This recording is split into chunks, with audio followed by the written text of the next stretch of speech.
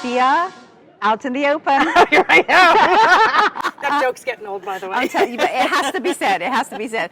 I want to know why you decided to actually do this particular show. I think it's a real interesting idea, and having someone like yourself do it, I think is really, really exciting, and it tickles me pink that you're South Asian. I am. I'm a kid of Indians. Yes. Very proudly, yeah. And you get to really, discuss some nitty-gritty topics. Mm-hmm. Talk to me about why you decided that you wanted to do this show. So we've been talking about doing a show for a number of months, and it was really a blank slate. They said, hey, you want to do a show? I said, hey, yeah, and we started figuring that out. So we went through a number of things. We talked about doing a debate show, about doing like a news magazine, sort of like American-style Meet the Press kind of show. And then we start talking about, like, what do I bring to those things? And I bring my strong journalism and all those things. But what those shows are harder to do is bring a lot of personality, and I got a big one. So how do we do that with inserting some of my personality? I'm like, well, let's not be so tied to the news particularly, but let's be tied to this cliched word that we all attach to now, which is the zeitgeist, or what's in the air, what you and I are talking about with my friends. Right. And I think part of this is about me being a kid of immigrants. Not exclusively, but I think part of it is that I'm like, I am always astonished. I literally, this is the question I march around to. How do we get to this point where we're talking about race and racism so openly in North America right now? Like, and I'm like, where did that start? And I've talked to a lot of people, doesn't matter what their backgrounds are, they've said, well, it's been obviously a very long road, but finally, we're talking about it. I'm like, well, I'm interested in it. That's when I go out with my friends, whether they be white or brown or black, male or female, usually we talk about things like race, gender, power, sexuality, whether you want to be a parent or not, whether you're going to buy a house or not. I'm like, it's really about 100 conversations that I think we all have that are the same. And I'm like, let's just talk about those. They're harder to distill. Yes.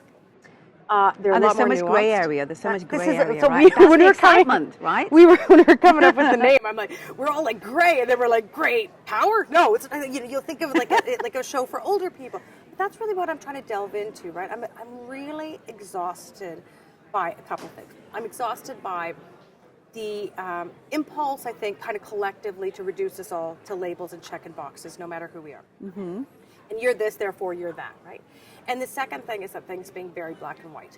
And I think, obviously, the internet, social media does a lot of that, because you can scream on Twitter and you're this or you're that. But I'm like, most of the things in the world, we're all pretty, confounded by, or we question it, and they're complicated. So I don't have like a very strong opinion on most issues. I'm somewhere on that gray spectrum. I'm not like adamant. I'm like, I think most humans are like that. Yes, right? I was just going to say, I think that you've really kind of, encapsulated a really poignant point, and that is that most of us really could sit on either side of the fence. If you present the case, strong enough, yeah. Right? So tell me what you find interesting about what you're doing right now with the show. Like, obviously, we have this concept in our mind when we start a show that, this is what I want to do. Yeah. But then it kind of morphs into something else organically. Where's that morph for you right now? Okay, so the morph is, I think probably a couple months ago I would have described this as a largely interview show, and I think where it's morphed is it's a largely conversational show. It is, again, maybe I'm parsing that a little bit too much. I don't think so. I think this has a real tone, like you and I talking over a glass of wine, or if we're cooking dinner together, or if we're going for a walk in the park, right? That's sort of the tone. And the other thing for me, so this is what I keep thinking about. So we have a tagline for the show, which is you're talking about it, you're thinking it, let's talk about it. Yeah. But for me, sort of my driver for this show, how I think about this show is this. I want myself, and I want you as the person I'm interviewing, and I want the audience to think about this line, which is, I want you to think about who you are, who you think you are, and those two things can be different. Where you stand and what it all says about us. So it's really about going around this wheel of perspectives, and we're just trying to, go around and say, okay, put yourself in that person's shoes.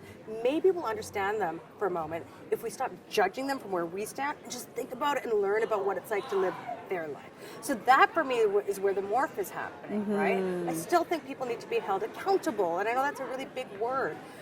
For what they think. In other words, I would ask you, why do you think that? How do you think that? What's your evidence to think that? I think we do this every day in real life with the people we love and trust. We do ask them accountability questions.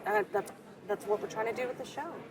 But you come from such a vast journalistic background. You know, you've done the whole Middle East, you know, heavy-hitting news stuff, and you've experienced and seen a lot of things that a lot of people in general, you know, everyday life haven't seen. Sure. By default of being, you know, a journalist. Do you think that kind of lends to the conversation a little bit here when you're talking about life topics? Yeah, I think. Listen, this show.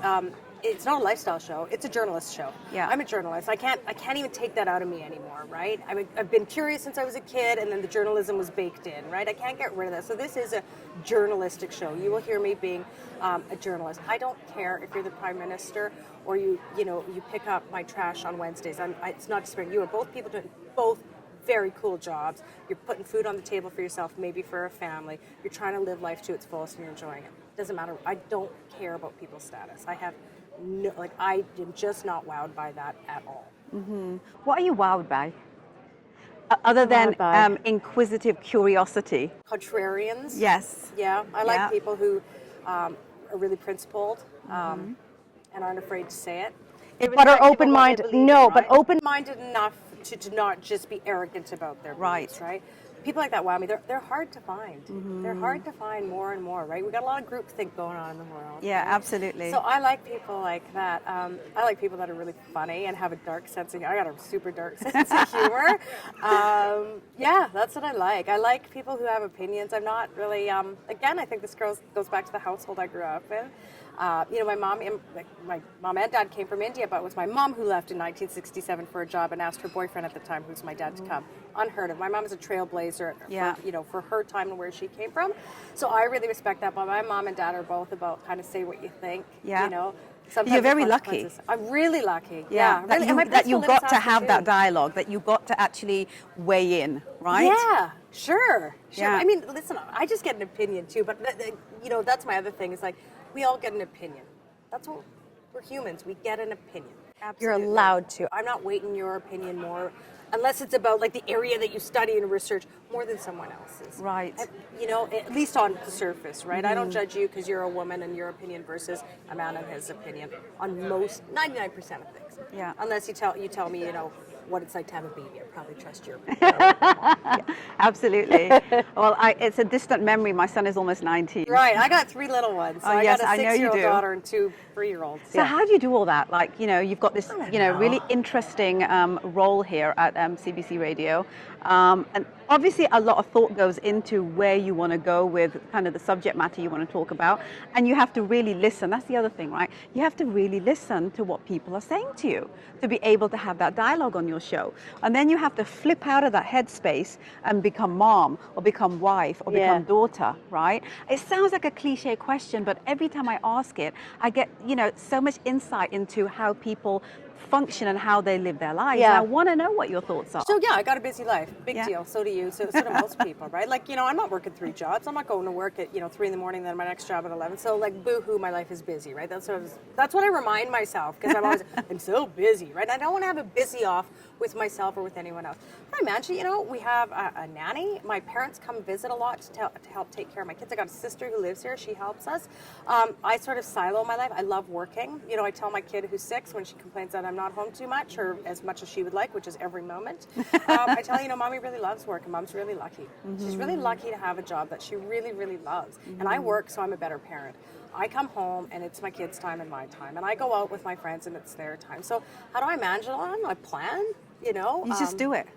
You just do it, right? And it's like, I waste. I'm human. I've wasted enough time kind of thinking about how busy I am. And you know what I could be doing in that time?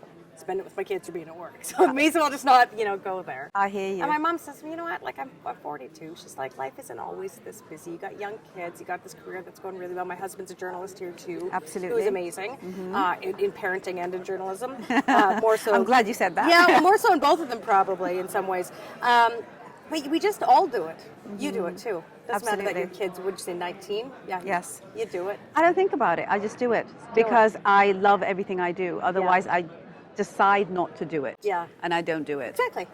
Thank you so much for coming on my show, Piya. Thanks for having me. Absolutely. Glad we're talking out in the open. That's the only way to talk, isn't it? Thanks. All I ever do is open chest. Thank you. Thank you.